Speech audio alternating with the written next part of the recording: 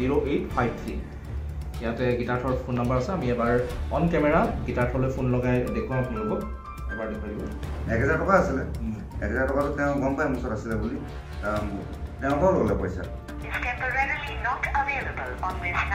গীতাৰ্থ মানে এখন খুব মানে মিছা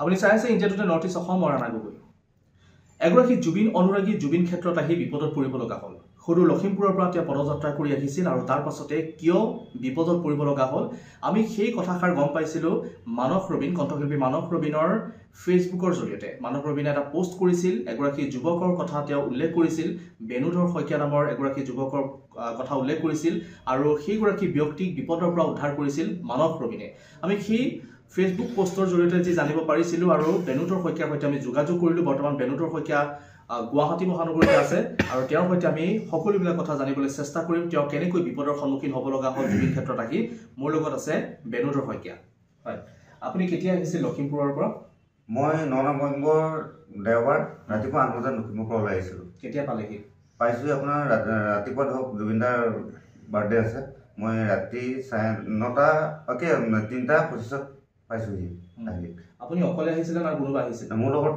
আহিছিলে মোৰ সহপাঠী এজন লখিমপুৰৰ পৰা আহিছিলে ককাইদেউ এজন তেওঁতো এতিয়া ঘূৰি গ'ল মোৰ ৰখি আছোঁ ভৰিটো প্ৰব্লেমৰ কাৰণে আৰু নগাঁৱত এজন বন্ধু আছিলে তেওঁ মই অসুস্থ হৈ যোৱাৰ কাৰণে তেওঁ মোৰ লগতে মানে আহি আছিলে মানস ৰবীনৰ যিটো পোষ্ট আমি দেখিলোঁ ফেচবুকত তাত আপোনালোকে বিপদত পৰা বুলি কৈছে এখন হোটেলত আপোনালোকক বন্দী কৰি ৰখা হৈছিল এগৰাকী গীতাৰ্থ ফুকন নামৰ এগৰাকী যুৱকৰ তেওঁলোকৰ তাৰ ওচৰলৈ আহি তেওঁ যিহেতু আপোনালোকক লৈ গৈছিল সেই কথাখিনি অকণমান কওকচোন কেনেকৈ কি হৈছে মানে মোৰ লগত যোনজন মোৰ সহপাঠী আহিছিলে লখিমপুৰৰ পৰা তেওঁ দিনৰ 10টা বজাত লগৰীয়া কোনোবা বাচ্ছা আছে বুলি ক'লে তেতিয়া মই ক'লোঁ যে মইতো যাব নোৱাৰোঁ মোৰ ভৰিটো অসুস্থ মই ইয়াতে মোৰ লগৰ আছে মই গুৱাহাটী গৈ পেলাই মই তাতে ৰুমতে ৰেষ্ট ল'ম তুমি যোৱা তেতিয়াহ'লে আমাৰতো যি কৰিবলগীয়া কাম হৈ গ'ল অলৰেডি সেইবুলি ক'লত তেওঁ গুচি গ'ল যোৱাৰ পাছত মোৰ লগত যোনজনে সহায় কৰিবৰ কাৰণে নগাঁৱৰ পৰা মোৰ লগৰ অমল শইকীয়া আহিছিলে তেওঁ মই হোটেলখনৰ ছাইডত গৈ চাহ খাই বহিছোঁ তাৰপাছত মই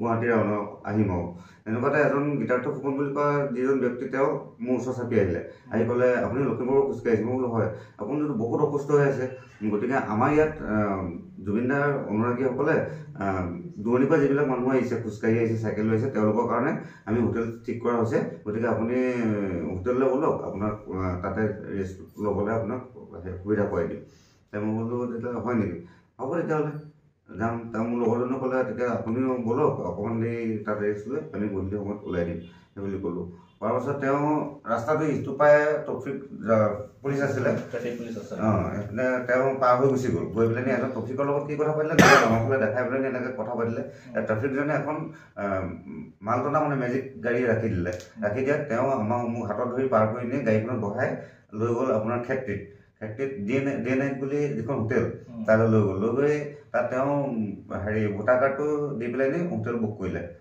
মেনেজাৰ লগত কি কথা পাতিছে মই নাজানো নাই তাই গীতাৰ্থৰ ভোটাৰ কাৰ্ড দিছে গীতাৰ্থক আপুনি আগতে চিনি পাইছিল চিনি নাপাওঁ সেই জাষ্ট তেতিয়াহে পাইছোঁ আৰু জুবিনদাৰ যেতিয়া অনুৰাগী বুলি কৈছে এইটো তাতো কিনো চিন্তা কৰিম আপুনি মানে বিশ্বাসতে গীতাৰ্থক লৈছিল হয় বিশ্বাস কৰি লৈছিলোঁ তাৰপিছত গ'লোঁ যোৱাৰ পাছত তেওঁ ৰুম ল'লে ৰুমত সোমোৱাই তেওঁ মানে প্ৰতিপালো কৰিছে যথেষ্ট গৰম পানী চৰম পানী কৰি মেলি ভৰি হাত মোক ধুই মেলি এইটো ভৰিটো বেয়া হৈছিলে ধুই মেলি তেওঁ একদম ধুনীয়াকৈ হেৰি কৰি শুব দিলে শুলোঁ তাৰপিছত তেওঁ কিবা কিবি নাস্তা চাস্তা অৰ্ডাৰ দিছে এইবোৰ আনি দিছে খালোঁ মেলিলোঁ তেনেকৈ দিনটো কটাৰ পাছত গধূলি হৈ গ'ল গধূলি হোৱাৰ পাছত মই ক'লোঁ মইতো গুৱাহাটী ওলাই দিওঁ তেওঁ ক'লে নহয় আপুনি একদম পূৰা ইয়াত ৰেষ্ট লওক আপুনি ওলাই যাব নালাগে সেই বুলি ক'লত তেওঁ ওলাই গধূলি হৈ গ'ল হোৱাৰ পাছত তেওঁ আকৌ নাস্তা চাস্তা আনিলে ভাত পানী কিবা কিবি আনিলে খোৱালে মেলিলে তেওঁ খালে খাই বৈ গধূলি হৈ গ'ল প্ৰায় তেতিয়া ৰাতি 9টা বাজিছে তেতিয়া ক'লে এটা কাম কৰোঁ আমি জুবিনদাৰ তাত যাওঁ তাত প্ৰগ্ৰেম চলি আছে ভাওনা চলি আছে আমি চামগৈ অলপ তেতিয়া মই ক'লোঁ যে মই ওলাই যাব নোৱাৰোঁ কিয় মই থিয় হৈ থাকিব নোৱাৰোঁ মোৰ ভৰি ফুলি বহুত লম্বা হৈ গ'ল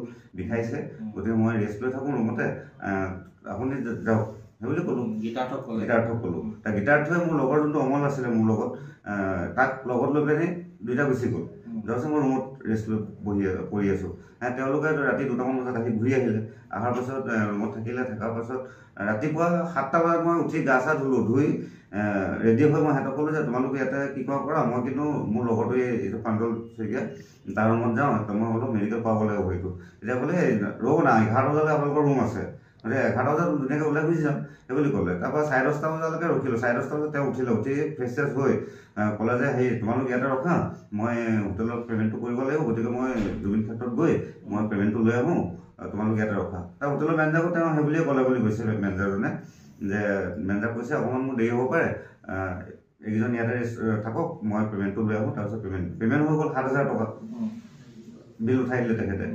তাৰপিছত এক নিশা তাৰপিছত 7,000 টকা যেতিয়া বিল উঠাই দিলে, তেওঁ পে'মেণ্ট কৰিম বুলি ক'লে। আমি তাত ৰৈ আছোঁ।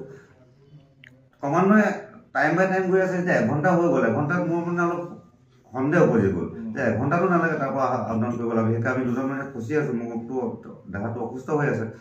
মই তেওঁক লেঙেৰাই মোৰ লগতে গম নাপায়, সি ৰুমতে আছে। মই লেঙেৰাই প্ৰায় 1.5 কিলোমিটাৰ মই বিচাৰি আহিলোঁ, আহি নাপালোঁ। নোপোৱাৰ পিছত আকৌ মই ৰিটাৰ্ণ হৈ গ'লোঁ। ৰিটাৰ্ণ হওঁতে যাব নোৱাৰা হৈ গ'লোঁ যেতিয়া মই লগতো ফোন কৰিলোঁ যে মই তই বাহিৰলৈ ওলাই আছোঁ, মই এনেকৈ ইয়াৰ ওপৰত সন্দেহ হৈ গ'ল, কিন্তু ইমান দেৰি আহি পোৱাই নাই, তই ওলাই আছোঁ। তেতিয়া অমলে ওলাই আহিলোঁ, ক'ত আছে? মই বোলো এইফালে মই আহি আছোঁ। সি আহি পালেহি মোক, তেতিয়া মই মানে এই হেৰিয়ত ছাইডৰ ৰেলিঙত ধৰি মই খোজকাঢ়ি বা মই হোটেলৰ ফালে গৈ আছোঁ। আমি হোটেলৰ সন্মুখামুখি হ'মগৈ আৰু তেনেকুৱাতে যিজন মেনেজাৰ আছিলে, মেনেজাৰজনে বাইকখন লৈ আমাক বিচাৰি আহিছে। গুচি আহিলে বুলি বিচাৰি আহিছে। তেতিয়া আমাক ক'লে ক'ত আহিছিলে? মই বোলো লগৰটো আহি পোৱা নাই, তাক বিচাৰি আহিছিলোঁ। তাৰপৰা বোলে ব'লো হোটেললৈ যাওঁ, এনেকৈ ক'লে। মই বোলো হোটেললৈকে আহি আছোঁ আমি, সেই বুলি ক'লোঁ। কোৱাৰ পিছত তেওঁক ক'লোঁ যে হেৰি নহয়, আৰু মোৰ ওচৰত মানে কি 1,000 টকা এটা আছিলে। 1,000 টকাটো সি ক'লে, গীতাৰ্থই ক'লে যে 1,000 টকাটো দিয়া, মই অলপ বজাৰ কৰিবলৈ আছে, বজাৰটো কৰি মই তাৰ পৰা পইচা লৈ আহি ইয়াত পে'মেণ্টটো কৰি তোমাক 1,000 টকাটো ঘূৰাই দিম। সেইটো পইচাটো লৈ ল'লে। লোৱাৰ পিছত আমাক খাবলৈতো প্ৰব্লেম হৈ গ'ল। ইয়াৰ ওচৰত অমলৰ ওচৰত আছে 100 টকা আছিলে। তেতিয়া আমি ক'লোঁ এতিয়া আপোনালোকৰ হোটেলত খাবলৈ আমাৰ ওচৰত পইচা নাই। অমলক আপুনি আগৰ পৰা চিনি পায়? সি মোৰ একেলগে ধুনীয়া মানে দুইটা, মোৰ ধুলীয়া সিও ধুলীয়া। তাৰপিছত তেতিয়া ক'লোঁ যে হেৰি আপোনাৰ তাত খাবলৈ আমাৰ পইচা নাই, আমি বাহিৰতে ক'ত সস্তাত পাম নেকি, ফুকটত ভাত পানী খাই লওঁ। তাত ভাত বিচাৰিলোঁ, ভাত নাপালোঁ। সেই হোটেলৰ ফ্ৰণ্টে এখন হোটেল আছিলে, তাত আমি 2 কাপ চাহ খালোঁ। চাহ খাই যে আমি সোমাই গ'লোঁ হোটেলখনত, আমি ওলাবলৈ নোৱাৰিলোঁ। আমাক মানে বাহিৰলৈ গেটৰ বাহিৰ হ'ব দিয়া নাই। এতিয়া ক্ৰমান্বয়ে টাইম গুচি গৈছে, যেতিয়া 3টা বাজি গ'ল, তেতিয়ালৈকে যেতিয়া নাই, তেতিয়া আমাক আৰু মানে ষ্ট্ৰিক কৰিছে হোটেলৰ মানুহকেইজনে, একেবাৰে মানে ওলাব দিয়া নাই। মোৰতো ভৰি বিষাইছে, ভোক লাগিছে, কিবা হৈছে নাই। তেতিয়া মোৰ লগৰজনে অমলে ফোন ইটোৰ পৰা ফোন সিটোৰ পৰা এনেকৈ কৰিছে। মোৰ ইমান কণ্টেক্ট নাই, মই যিমান পাৰিছোঁ কৰিছোঁ। তাৰপৰা মানৱদাৰ পোষ্টটো এই কৰিলে, কৰাৰ পাছত মই মানৱদালৈ এখন এপ্লিকেশ্যন কৰিলোঁ যে এনেকুৱা হৈছে, এনেকুৱা হয় মানৱ প্ৰবীণ কৰিলোঁ। কোৱাৰ পাছত মানৱ প্ৰবীণে গোটেই মোৰ পৰা সুধিলে কথাখিনি, মই ক'লোঁ। কোৱাৰ পাছত তেওঁ সেই ফেচবুক হেৰি কৰিলে। কৰাৰ পাছত তেখেতলোকক কৈছোঁ হোটেলৰ মানুহকেইজনক যে চাওক, আমাৰ এতিয়া প্ৰব্লেম হৈ গ'ল, 7,000 টকাত আমি এতিয়া পে'মেণ্ট কৰিব লাগিবই, আপোনালোকে পে'মেণ্ট কৰিলেহে আপোনালোকে যাব লাগিব। আৰু এইটো আপোনালোকে নিশ্চিন্ত থাকক, কেলৈ আমি জুবিন ক্ষেত্ৰত আহিছোঁ, জুবিন দাক বদনাম কৰি থৈ ইয়াৰ হোটেল পৰা নাযাওঁ, আপোনালোকে হেৰি নকৰিব। তেওঁলোকে কোনো পধ্যে নামানে। আমি কৈছোঁ এখন এজাহাৰ আমি থানাত দি থৈ আহোঁ, এজন ইয়াতে থাকক, এজন যাওঁ, আমি 2জন আছোঁ যেতিয়া। নাই, তেওঁলোকে নামানে, ওলাই আহিব নিদিয়ে, কোনো পধ্যে ওলাব নিদিয়ে। তেতিয়া আমিতো আবদ্ধ হৈ পৰিলোঁ, গধূলি হৈ গ'ল, 7টা বাজিল। তেতিয়া অকস্মাতে মানে মোৰ মনত পৰিলে, আমি যেতিয়া খোজকাঢ়ি ৰাতি 2টা বজাত আহি আছিলোঁ, তেতিয়া আমাৰ এই তাৰে যিজন ব্যক্তিৰ দাদাৰ মানে JCBয়ে এতিয়াও জুবিন ক্ষেত্ৰত যিখন JCBয়ে কাম কৰি আছে, সেই JCBৰ মালিকজন মানে দাদাজনৰ ক'লা থাৰ এখন আছে। তেখেত জুবিন দাৰ ফ্ৰেণ্ডৰ হয়। তেখেতে আমাক ৰাস্তাত লগ পাইছিলে। ৰাস্তাত লগ পাই আমাক পৰিচয় লৈছিলে। পৰিচয় তেতিয়া মই অসুস্থ যে একদম সম্পূৰ্ণৰূপে ৰাখিছিলে। মোক তেতিয়া দাদাই কৈছিলে, তুমি বহুত অসুস্থ হৈছা, তুমি এটা কাম কৰা, মোক গাড়ীতে উঠা, মই তাত তোমাক থৈ আহিমগৈ। এতিয়া মই দাদাক কৈছিলোঁ যে দাদা, মই লখিমপুৰৰ পৰা অলৰেডি আহি আছোঁ, আৰু 2-3 কিলোমিটাৰ বাকী আছে, মই দৰকাৰ আঁঠুৱাতে খোজকাঢ়ি যাম, কিন্তু মই গাড়ীত নাযাওঁ, বেয়া নাপাব। সেই বুলি ক'লোঁ। দাদাই আগবাঢ়ি গৈ আকৌ মোৰ মানে আমাৰ গোটকেইজনলৈ বিস্কুট আৰু পানী আনি দি থৈ গৈছে। তেতিয়া এটা কণ্টেক্ট নাম্বাৰ দি থৈ গৈছিলে যে তোমালোকৰ যে প্ৰব্লেম হয়, সেই নাম্বাৰটো তোমালোক ফোন কৰিবা। তেতিয়া মোক ঘপককৈ মনত কৰি অমলক ক'লোঁ, অমল আমাকতো দাদাজনে নাম্বাৰ এটা দিছিলে, নাম্বাৰটো তুমি ফোন কৰাচোন। তেতিয়া সেই নাম্বাৰটো ফোন কৰোঁতে দাদাক নাম্বাৰটো ল'লোঁ। এই যিটো নাম্বাৰ দিছিলে সেই নাম্বাৰটো ফোন কৰি দাদাৰ ভাগৰ নাম্বাৰটো ল'লোঁ, লৈ দাদাক ফোন কৰিলোঁ। দাদাই ফোনটো ৰিচিভ কৰিলে। ৰিচিভ কৰাৰ পাছত দাদাক ক'লোঁ, দাদা মই আমুক লখিমপুৰৰ আমুকে ক'লোঁ, বহুত বিপদত পৰিছোঁ, এনেকুৱা কথা কি হৈছে বুলি ক'লে। মই বোলো এনেকুৱা কথা দাদাক ক'লোঁ। তুমি নিশ্চিন্ত থাকা, আমি গৈ আছোঁ। যেতিয়া আধা ঘণ্টা পাছত গোটেই দাদাৰ সকলো মানুহ আহি গ'ল, প্ৰায় 15জনমান মানুহ আহি গ'ল আৰু সাংবাদিকো এজন আহিছে। আহি পেলাই পালেহি, পোৱাৰ পাছত আমি গোটেই তথ্যখিনি আমি দাদাক দাঙি ধৰিলোঁ, ক'লোঁ। তেতিয়া দাদাহঁতৰ অলপ খং উঠিছে। তেতিয়া হোটেলৰ মালিকো আহি পালেহি আৰু প্ৰত্যেক মুহূৰ্ততে মেনেজাৰটোৱে কৈছে আমাক হোটেলৰ মালিকে আপোনালোকক যাব দিয়া নাই, কিন্তু তেতিয়া হোটেলৰ মালিকে কৈছে যে মই গমেই নাপাওঁ। মানে হোটেলৰ মালিকে হঠাতে মানে ওলোটা কথা ক'লে। হোটেলৰ মালিকে কৈছে মই গমেই নাপাওঁ, কিন্তু মেনেজাৰজনে কৈছে যে আপোনালোকে পে'মেণ্ট কৰিলে মালিকে যাব দিম বুলি কৈছে, পে'মেণ্ট নকৰিলে যাব নিদিয়ে। তেতিয়া আমি গোটেই কথাখিনি ক'লোঁ দাদাহঁতক। তেতিয়া দাদাহঁতক খং উঠিছে যে জুবিন দাৰ অনুৰাগী মানুহক আপোনালোকে এনেকৈ আবদ্ধ কৰি ৰাখিছে পইচা 7,000 টকাৰ কাৰণে।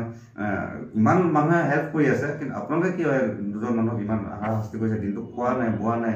তাৰ পাছত গৈ তাৰে মানে এজন বয়ে মানে তেওঁ অসহ্য হৈছে, আৰু তেওঁ অসমীয়া ল'ৰাই আছিলে। তেওঁ চাহ দোকান নিজৰ পকেটত দি সেই হোটেলতে কাম কৰে, হোটেলৰ পৰা কিনি আমাক খুৱাইছে।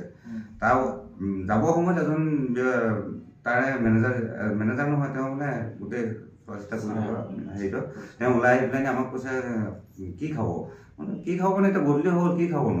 তেওঁ ৰুটি চুটি বিচাৰিছিলে কিন্তু নাপালে, আৰু সেই টাইমতে দাদাহঁত উপস্থিত হ'ল। আৰু দাদাহঁতে তেতিয়া গৈ আকৌ হোটেলৰ মালিকো যেতিয়া পালে, পোৱাৰ পাছত গোটেই কথাখিনি কোৱা হ'ল। কোৱাৰ পাছত সিদ্ধাৰ্থৰ নামত কেছ জাৰি কৰিছে। তেওঁ ফটো চটো দি মেলি ভোটাৰ কাৰ্ড চাৰ্ড দি এনেকৈ কৰা হৈছে।